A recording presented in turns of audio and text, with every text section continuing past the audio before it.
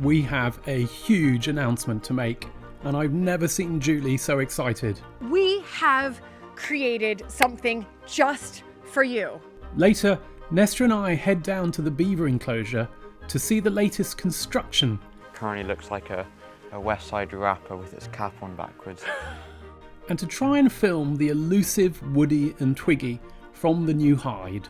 Seen any beavers? No. No. And then I catch up with Mick, who's been making amazing progress with the new Lost Village play area. Isn't this fun?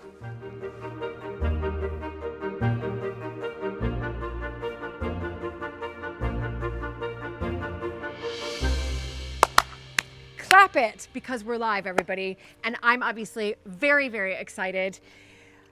I'm really excited too, but I can't display it in quite the same American fashion. He's so British. And I'm so American and have so much enthusiasm around this project that we have just finished. We have created something just for you. And now I'm going to let you take over. So, after many weeks and months of work, we are launching today the first virtual tour of Mapperton House and Gardens, and that means, as Julie was saying in her wonderfully exuberant, excited American fashion, that those of you who are unable to visit Mapperton in person can visit virtually as of today. Yep. And we've created this amazing virtual tour that is, in some ways, it's better than the real thing. I think so too. You arrive, you can look around, you can look up, you can sort of magically move from one section to another. There are lots of videos you can click on to find out. And best of all, you've got both of us welcoming you at the start and my parents giving most of the tour in the house, and indeed my mother through the gardens. So the virtual tour is live today. Make sure that when you're in there, you really look up at the ceiling above, you look at the side, you might miss stuff because there's so much in it. It's probably a couple of hours to explore the whole thing. And we've tried it out on a few people and had fantastic feedback, and we think you're going to love it. One of my favorite bits about the tour, which is actually outside of the house, is in the gardens, and you just go in there and you can actually hear the bird song. Yeah, it's as if you are transported into Mapperton Gardens. The other really fantastic thing about this is that every part of the proceeds of these tours goes into supporting the repairs and maintenance of this important historic house that we are custodians of here in Dorset. So we really hope that you will buy yourself a coffee so that you can have a visit. One coffee. And we hope you'll buy coffees for all your friends and family so that they can have a visit of the virtual tour as well. And that may be confusing to some of you, but the system that we're using for this is called Buy Me a Coffee. And you go to buymeacoffee.com/Mapperton, and there you go. You buy a coffee, you get access to the virtual tour. People could just be sitting with their coffee, couldn't they? Just sort of going around. Or if you want to be very British, you could have a cup of tea. You're going to have a fantastic time on this tour, and we can't wait to get your feedback. So details down below. Do click the link, check it out, and buy us a cup of coffee.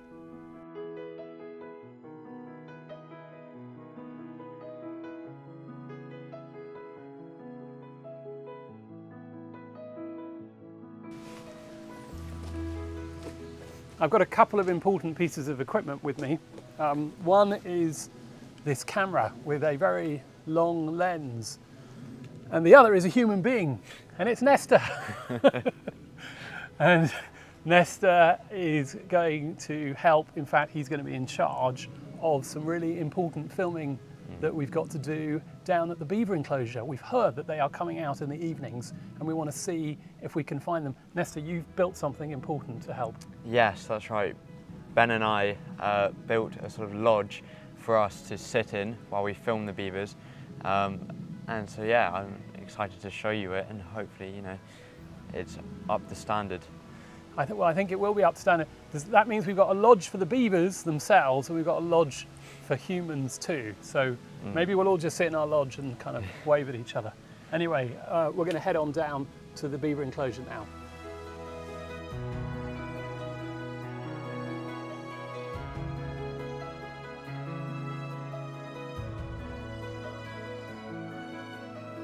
Nesta, what do you think are our chances of seeing a beaver?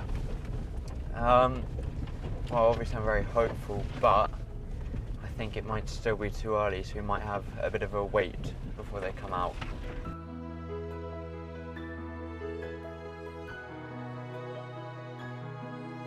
Because we're still quite early, I think that gives us a chance to go and inspect some of their latest handiwork and look at the dam and look at any of the trees that are currently being munched.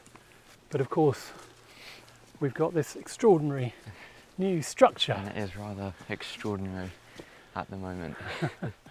This is the Beaver Hide. And one of the things that we want to do here at Mapperton is provide opportunities for other photographers to come here and to take photos of the beavers. It sort of currently looks like a West Side rapper with its cap on backwards. But in due course, quite good. We'll cut it off. But there is the swampy pond beneath. What we'll do is we'll just deposit the camera inside, and then let's go and have a look at what's been going on.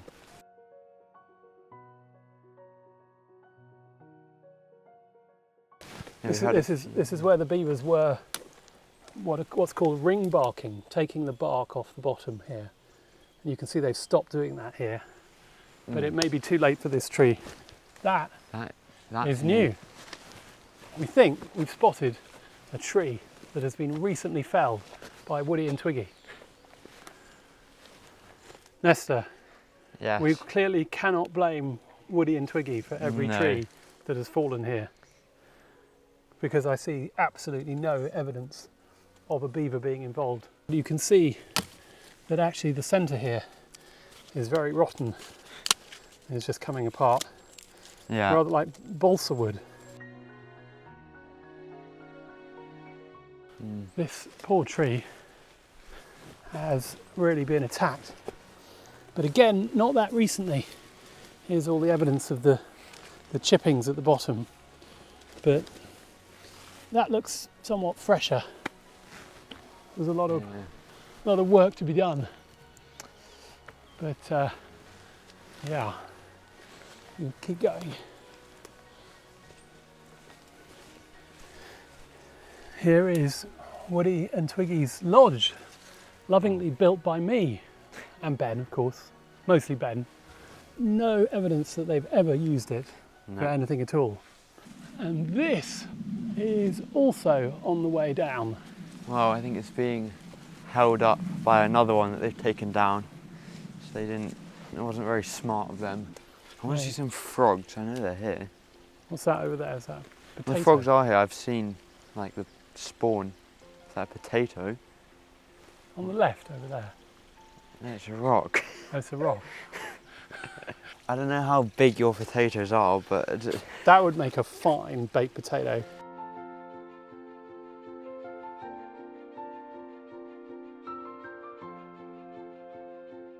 We're going to head back to the lodge and be patient. Nesta, how good are you at patience?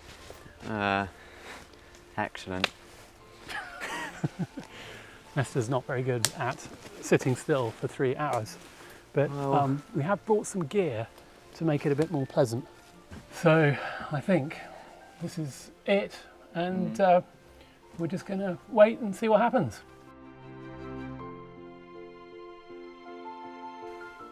Seen any beavers? No. No.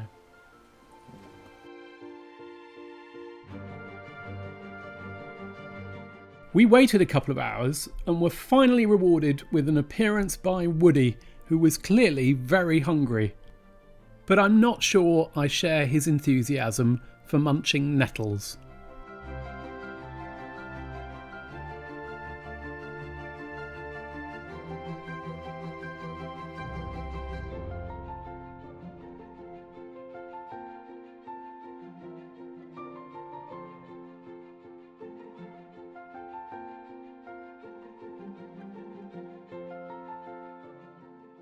You've got to imagine this, Luke, with no nettles. So children and nettles don't go together. Nettles? What nettles? Yeah.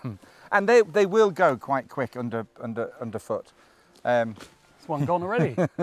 There's a number of islands within the woodlands. The kids will run in between, but this is going to be just a square seating area that the kids will feel empowered to sit away from mum and dad, because in this area is going to be a shelter.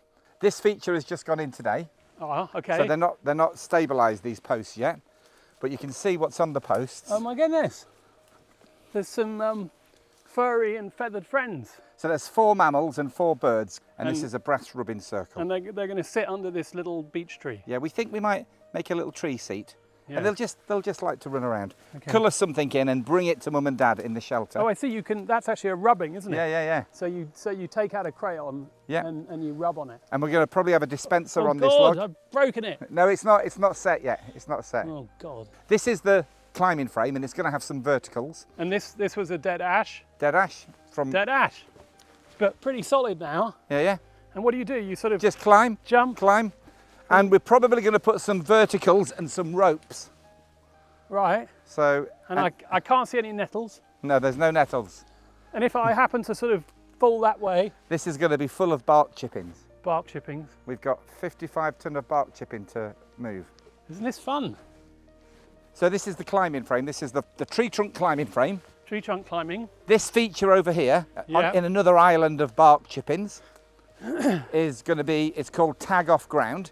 And there's log slices going in, we've already got them. And the kids can run along, basically avoid the person who's going to tag them without touching the ground. Right. The astonishing reveal up here. The pièce de la résistance. The absolute centerpiece of the project.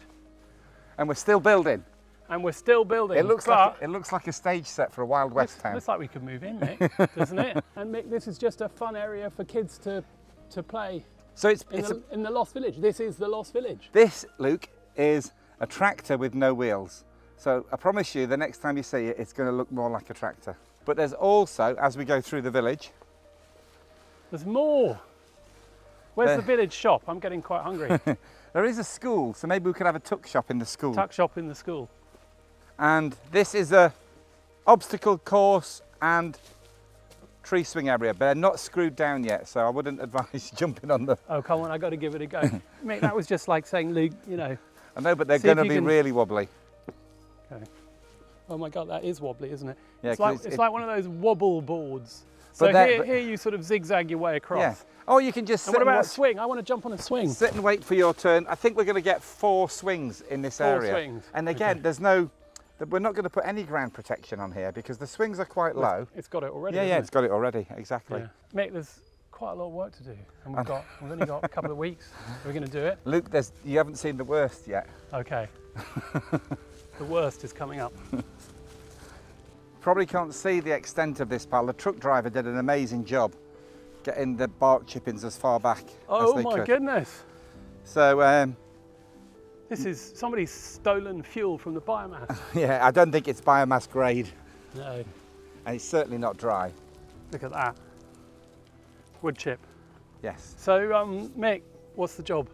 The job is 55 tonne, 1 wheelbarrow, 1 shovel. How long have I got? 2 weeks.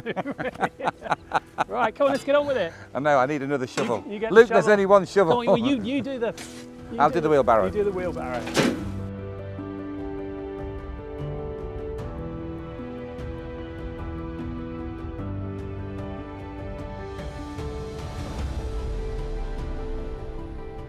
Shall I take it away? Where's this one going? I think ceremonially we should put it in the church. In the church? It's because there's no forelight here. You know, we can spread it. This is the very first wheelbarrow of wood chip to go in. I think we should run the Lost Village. We should run a competition to see how many wheelbarrows. Well, there's a fair few. There we go. Right, well, that's 1 wheelbarrow down. Only 8,326 to go.